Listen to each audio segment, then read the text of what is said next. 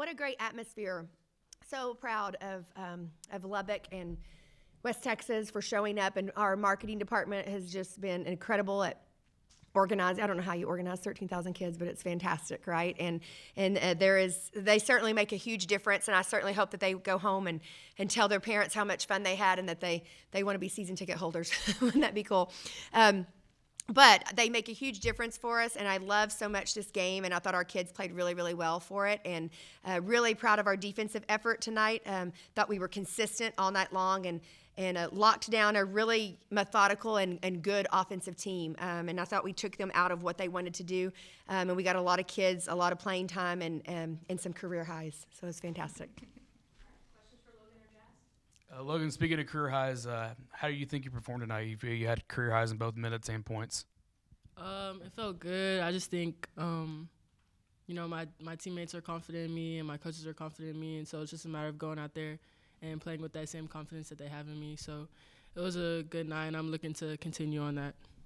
And Jazz, this is the third or fourth game I think I've noticed you've come out in the second half just on fire. Is there a certain thing that you do or mentally prepare for things to happen that way?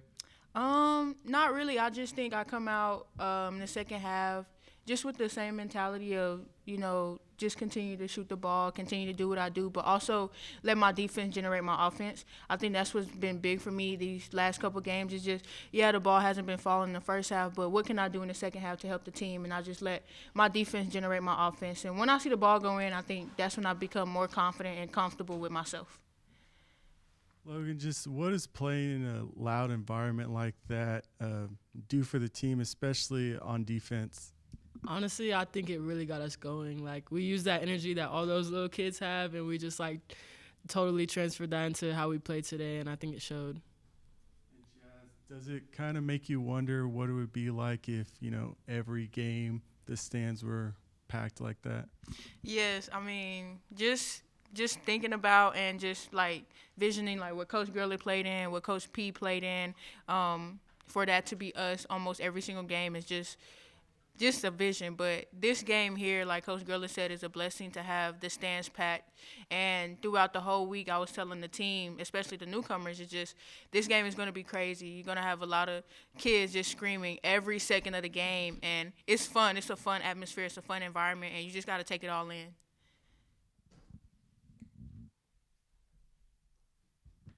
Now that y'all only have two games left out of conference and you get to travel to Hawaii, how excited are y'all?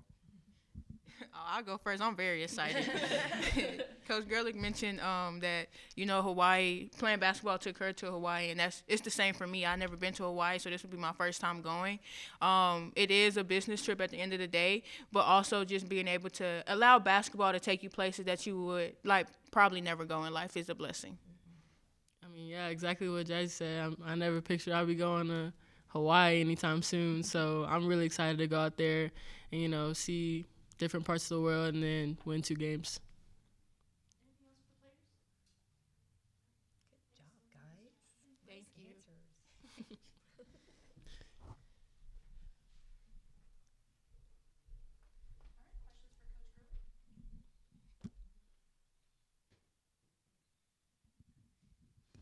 Coach, you guys forced 31 turnovers against a team that only averages 12 a game. What did you guys do specifically on defense that you think really caused them issues? I thought our ball pressure was very good. I thought that's what we talked about the last 3 days in practice was really taking them out of their comfort zone. They're very good when they execute their sets, and we didn't want to have to guard their sets, especially 3 in one possession, and they're really good at that. So I thought our full court defense took them out of their rhythm a little bit, and then our half-court defense was exceptional. I'm not real sure how many shot clock violations we got in the first half, but I thought that is an elite defensive effort when that can happen. And I just think overall they were pretty zeroed in and focused on what our game plan was, and they've been doing that really well for us as a team, and it's going to win us basketball games in the Big 12 too if they'll continue to stay focused like that on defense. Kyla hasn't missed a field goal in 2 games now. What has she done offensively that has really propelled her from year 1 to year 2, you think? Oh, well, I think she's spent a lot of time in the gym from year 1 to year 2 and just learning. Kyla, was, to be honest, was a track athlete that played basketball in high school. And, luckily we were able to convince her, I don't know how much convincing it was, but that she needed to play basketball in college. And so I think last year she learned so much. But then also over the summer and spring, she really dedicated herself to the weight room and became even a more elite athlete. And so her strength has improved so much. Her endurance is so much. Her mental toughness is so much better. But then she's learning just so many things. So I think she just is understanding the system. She needs to be a poster child for all these kids out there who need to learn how to work and believe in their coaches and just have a great attitude and do whatever you're asked to do. That's what Kyla Freeland does, and she's seeing the benefits of that. And I think it's fantastic for her to have such a great sophomore season.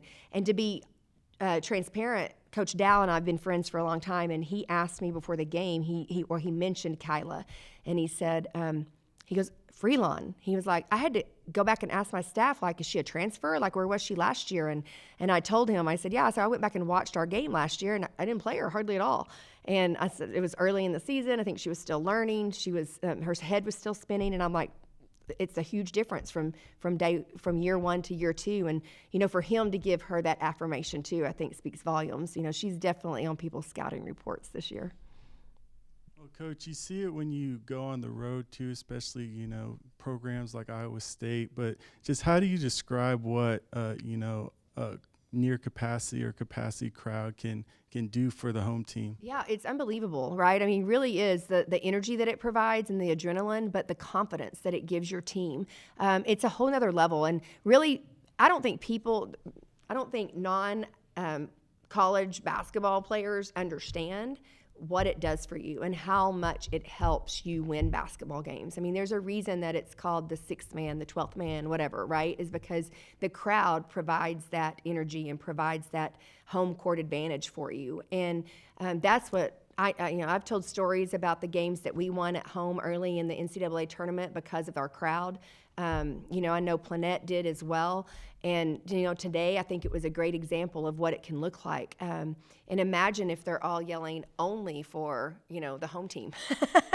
I think that would make a huge difference too. But I just want to keep building this. And I just am trying to be really forthright in exposing our girls to what Lady Raider basketball is supposed to be about and what it's going to be about. And I love Lady Raider Nation and how much they're really enjoying watching our team play this year. I think we're playing a really fun and entertaining brand of basketball, and I hope that will encourage people to continue to fill the stands for us, because we need to get it back to where we're playing in front of 10 or 12,000 every day. And when we do that, and let's be honest, January 3rd is going to be a great opportunity, right, for people to come in here and fill the stands the next time we're at home against the Longhorns for the last time for as long as we know. So I want to start preaching that now to buy your tickets and help us win that game. And y'all are headed to Hawaii, but after that, you'll have your first true road game. Are there similarities or things you can take away from what you're going to do on, this neutral site as compared to when you go to Houston when y'all get back? Absolutely. I mean, I think just the whole road trip in general teaches you things, right, and gives you experience for it. I mean, it's one of the reasons that we take our kids on a retreat whenever we go do our first scrimmage. We always make that be away, so that it's a road trip, even though it might be not on someone's home floor. I will say that we've already talked to our alumni association and our Double T Association and the Red Raider Club, just about spreading the word in Houston about our game in Houston, because that's going to be there's a lot of Red Raiders in Houston, and as Coach McCaslin said about their exhibition game at North Texas, he said, man, it felt like a home game, and I want that December 30th game at Houston to feel like a home game for us because of the presence that we could have. Because there's a lot of Red Raiders. Everything's West Texas, right? So there's a lot of Red Raiders in Houston that we need to come out and support us, and we need their help. But I think that our kids will take different things from even this trip to Hawaii that will help us in those road games. you have meetings. You eat every meal together. You have their entire focus, which I think is good. Sometimes you like to go on the road because you get their focus a little bit better. So I think there's a lot of things they can learn, and if we can fill that place up, maybe it won't feel so much like we're on the road. Hard to nitpick on a 41-point win, but y'all were down a little bit early and then really had to get it going. Just what do you think kind of contributes to that? But then at the same time, what makes those second halves so potent where y'all are scoring like that? I'm not real sure that I have the answer for the first, or I would have already changed it and fixed it. But I do think that our kids are learning, and I just think they've got to continue to trust the process, to continue to play hard. Obviously, I might need to script our first few offensive possessions a little bit more to give them more focus and not as much freedom to read the defense, so that maybe we can have a little bit more early success. But I do think that at halftime, our staff is elite. I think our staff is elite, and I think we make really good adjustments, and I think we're using, a lot of resources that are available to us, that our staff is very unified, and we point out things that we're doing right, we point out things that we're doing wrong, and I just think that we make exceptional adjustments, and I think our kids are really buying into that. And what does a type of game where you're playing, I think, 10 people at least, 14 minutes, what does that do for a team like this, just still trying to learn? Well, for one thing, it allows us to press for 40 minutes, and we've talked about this a lot. Some teams might be able to endure our press in the first half, and we might just be, they might get the ball up the court successfully every possession in the first half, but they have to take practice time to work on it, and they have to endure it in the second half. And we have seen a couple of games this year where our press came in and helped us win those games in the third and fourth quarter. I would say Sam Houston was a huge piece of that, where we got some distance there. I would say Santa Clara was a huge piece of that we just stayed true to our defense and we kept playing hard. And because we can play 10 people, we can endure that, right? We can endure just the stress that it takes. And I actually think our kids get their second wind in the second half, and they're even tougher. I mean, as you've seen, I think they're even tougher, and our transition buckets are better, and the longer we play, the better they get. Coach, you guys scored over 40 points off of the turnover. Can you kind of just talk about the success of those fast breaks and just being able to disrupt those passing lanes? Yeah, I really like the fact that the stat that I like is that we created 31 turnovers because this is a team that takes care of the basketball. My favorite key to the win for this particular game was creating more opportunities, more possessions, because they're a low possession team and they can make it really ugly and slow and can take you out of the rhythm. So we talked about offensive rebounds and turnovers, and the fact that we were able to turn them over 31 times, I think, is huge. But the second piece of that is that we're getting payoff from it. There was a time that we weren't. When we were getting turnovers, we were turning it right back over or missing shots or whatever. And we talked to our kids about that a lot. And I was really pleased to see our kids, not only turning them over, but then getting payoff too. And I think that's going to pay dividends for us later in the season as well. And then you just mentioned the rebounds. Can you just talk about the physicality of this team? I know you said Kyle has been in the weight room, but just overall, this team had an incredible day on the rebounding. Yeah, and I think that's huge for us because I think that that we're not necessarily big and strong, but we're lean and athletic, and our kids are really buying into the technique. We crash the offensive boards really well, and I think our kids are figuring out how to get deflections to keep a ball alive or to tip it to a guard or maybe come up with it themselves. But then they're taking really great care of the basketball after they get it and making sure that we get a good look for that second chance opportunity. I think that Jada Wynn provides us the physicality that you're talking about, and from a guard position, right? I mean, we played her tonight at the 1, we played her at the 3, and we played her at the 4. And I thought she did a really good job of rebounding the basketball and being strong with it. And she provides a little bit of that physicality. So does Alina as well. And hopefully Kelly Mora will keep getting more minutes and be able to help us with some of that physicality too. And then looking at the assists, I believe this is the third or fourth in a row that you've had 20 or more. Can you just talk about the chemistry on this team? Yes, I think that's something that we've been working on, right, is the assist piece of it. And we've been talking about that a lot. I think early in our season, we were, if you went back, I think we had 5 one possession, or one game. We had 8, maybe one game. And finally, these last 3, I think our kids are really sharing the ball and they're trusting each other. And they're finding joy in helping others score. That has been, when you have a young team like that, you know, they can only think about so many things, and most of them want to think about scoring.